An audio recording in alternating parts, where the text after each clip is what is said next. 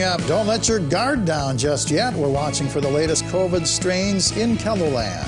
Plus, it looks like South Dakota will officially legalize medical marijuana in July. How the state health department is preparing for this new industry. Good morning, this is KELOLAND on the go with all you need to know in news and weather as you start your day. There's been another case of the UK variant of the coronavirus reported in South Dakota. That brings the total number of the new strain now to 3, and they're all in Minnehaha County. But health officials warn they won't be the last. And we expect to see more because that's just what we're seeing across the country. With the boys' state basketball tournaments underway this week, health officials are concerned about another possible surge in COVID cases. Health officials are reminding fans to wear a mask and social distance while at the games. Starting Monday, South Dakotans that are in Group Phase 1E will be eligible to get a COVID-19 vaccine. That includes essential workers and critical infrastructure industries, meaning those in the restaurant industry can sign up.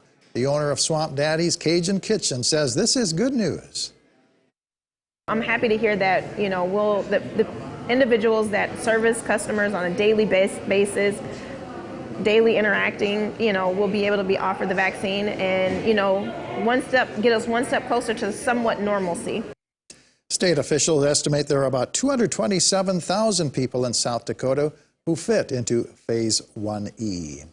Well, turning to weather now, temperatures are warming as we head into the weekend. Let's see how warm they could get with meteorologist Scott Munt. Good morning, Scott. Well, good morning, everybody. We are looking at temperatures to eventually warm in the 50s, 60s, and even a chance to see 70-degree weather in parts of KELOLAND as we go through the day tomorrow. In the meantime, today, we'll be warmer than what we had yesterday, but those winds will start to pick up. They'll come in from the south.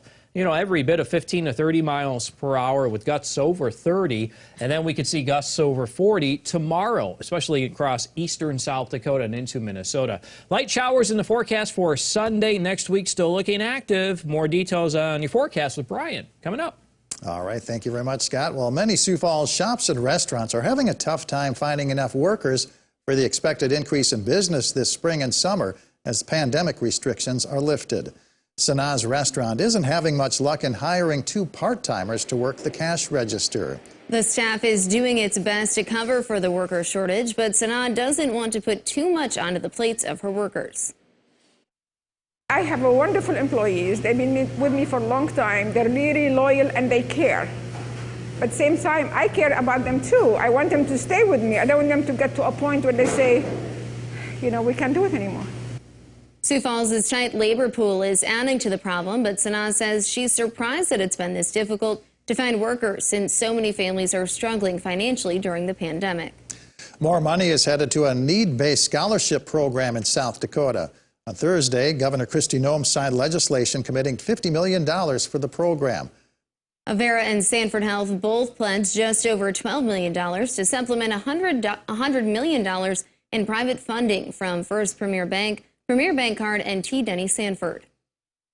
While the scholarship fund's endowment is now at $175 million, officials say $200 million is needed to ensure that all South Dakota students have an opportunity to attend college regardless of their financial situation. Up to this point, South Dakota is the only state in the country that doesn't currently offer need-based scholarships to public or private universities. The longtime CEO of Feeding South Dakota is retiring. Matt Gasson made the announcement on Thursday. Now, during his more than 22 years as leader of the organization, Gasson oversaw new programs that provide food assistance to families in need across the state.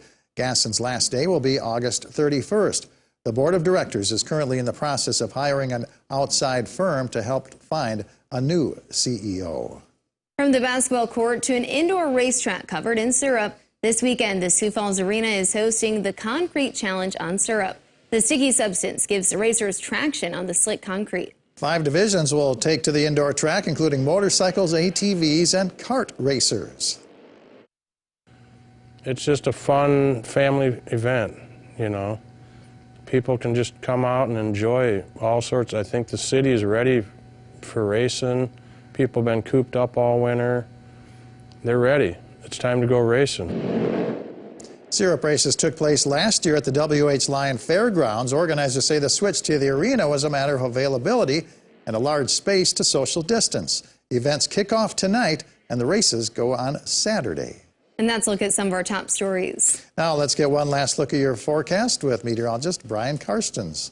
All right, weather it is, and we do see strengthening winds going into our weekend. That's one of our top stories that we're following. Let's look at that developing wind on FutureCast, the hour-by-hour outlook, picking up on these areas of central and northeastern South Dakota first.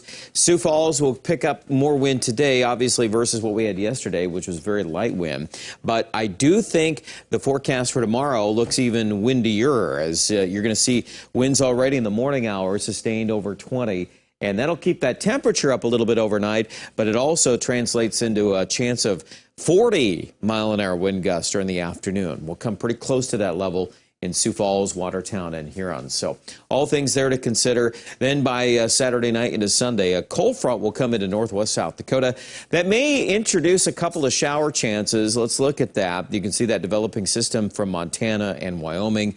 And that is the first piece of energy coming in out of the west. We've got a more important piece coming in next week by late Monday into Tuesday as we pan to the south. Take a look at this low coming up from Kansas and Oklahoma. A lot of rain with it as it moves to the northeast. Some of that rain will try to spread into Sioux Falls, more likely late Monday into Tuesday. And then, of course, at some point here, we may have to toss in some snow chances as it's still just that time of year where we can switch over to heavy, wet snow. So keep that in mind.